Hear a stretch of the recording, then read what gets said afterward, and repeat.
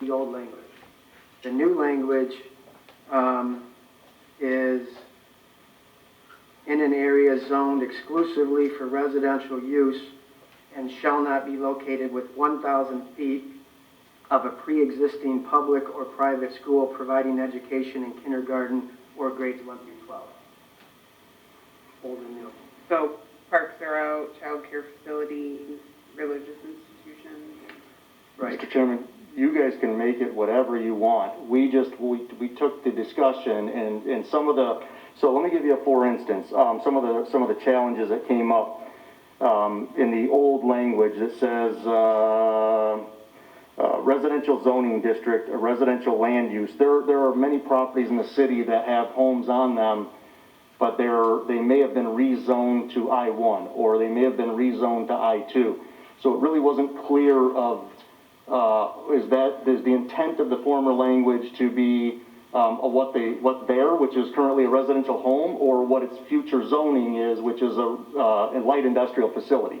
Those are some of the challenges. Some of the other dialogue we heard was just talking to other communities, and we felt that, again, going back to the state language, was things like a property that may be on the border of another community, such as whether it's Dearborn Heights or Brownstown or Southgate or Allen Park or Romulus.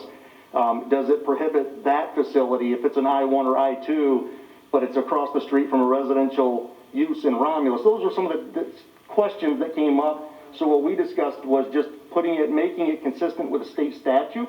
And then if you guys want to change that or modify it, we can do that. Well, and if we do any modification, we're not voting on this then, correct? No, Mr. Chairman, yeah, you could vote on it and you could propose the modifications. And then have to come back and amend it? No. We could amend it As we're voting, as we're reading it. That's what I'm, okay. Sure. When somebody makes a motion to approve with the following, with the following changes to the document that's been presented, and then if it gets approved, then when you do your second reading, it comes in as the whatever was approved.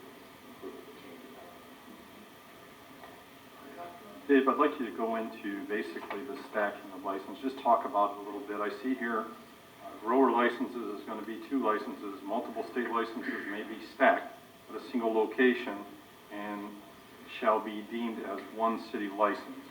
So is that meaning that if they have a facility, a grower's license in the city of Taylor, can they bring in other city licenses and stack them at a facility in here? No, the intent here is the multiple state licenses would be for growing. The only stacking of licensing is the growing licenses. So, for example, and this is a thing with respect to the statutes. So both of the statutes provide that the city can charge an annual fee of up to $5,000. It's not in this ordinance. I keep telling you that because we do that by resolution. You know, whatever our annual fee is going to be.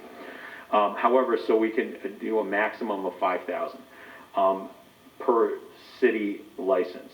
At that point in time, with the different Class A, Class B, Class C growers, right? They're different for recreational and medical.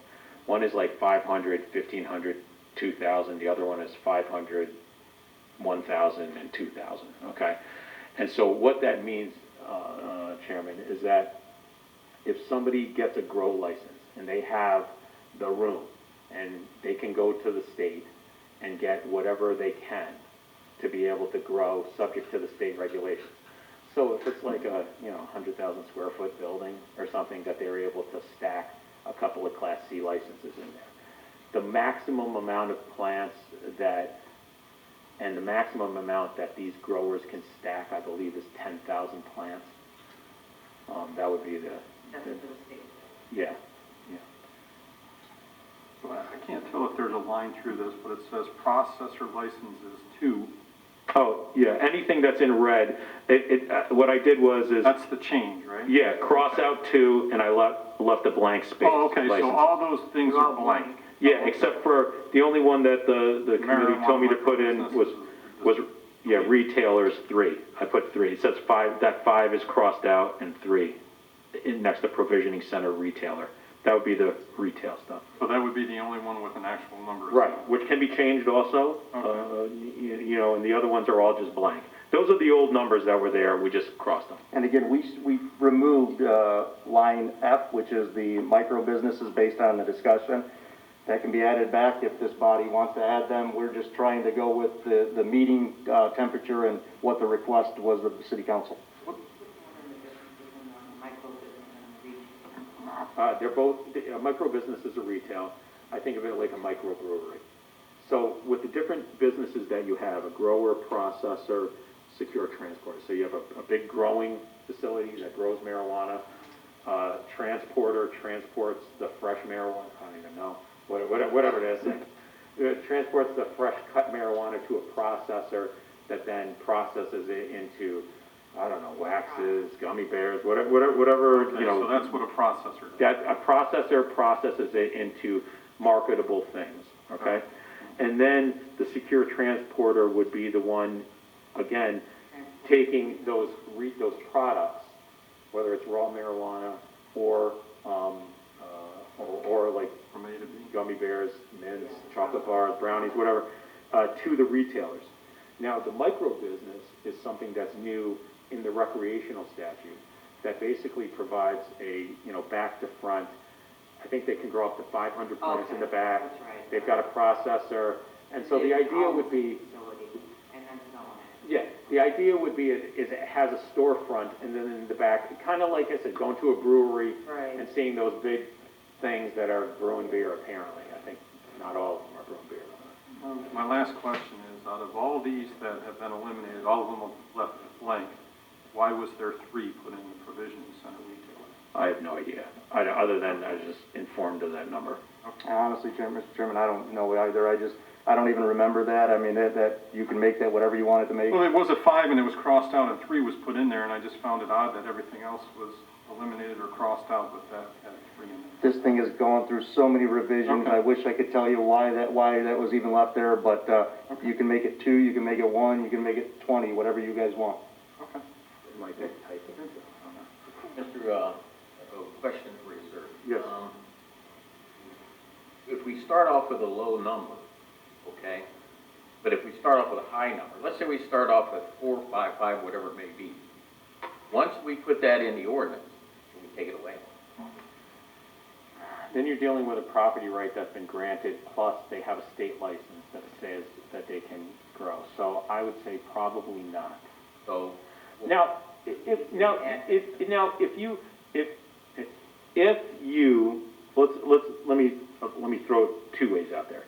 If you decided to pass an ordinance and said you wanted 10 retailers, 10 dispensaries in there, okay, and then you started to go through the process of vetting potential dispensaries, and you got to 2 or 3 or 4, and then somebody said, you know what, we've already seen a couple of stores go up, we don't need 10. At that point in time, without having granted licenses, I believe you can amend the ordinance to change it up or down. But if what you're saying is once you grant 10 licenses and 10 dispensaries come up here, and we know they have an annual fee, the answer is no, like as far as you say, hey, by the way, we're going down to 8 next year or 5 because we don't want this business anymore. That I would say no. You can certainly amend the ordinance up or down before anything's been granted. But I'm telling you, once somebody's been granted a license, as long as they're complying with the law, I would say that they can have it, you know, that you wouldn't be able to lower it down. Yeah, that would. Right around in the area where the numbers of the licenses are, number 2, it says a license requirement in this chapter applies to all facilities, whether operated for profit or nonprofit. What would a nonprofit be? Boy, you know, that was something that we put in there, or I put in there, is, you know, it's just like any company or corporation, right? A corporation can be a for-profit corporation or a non-profit corporation. And a lot of these companies, we don't know what they're going to do as far as corporate structure and how they're doing it. I mean, a nonprofit does make money, it pays people, it pays its employees. Could be a cooperative, could be somebody, you know, could be a, quote, nonprofit that sends up a medical marijuana dispensaries type of thing, you know, whatever. I'm not a corporate lawyer with respect to what best serves the needs of the goals of a company.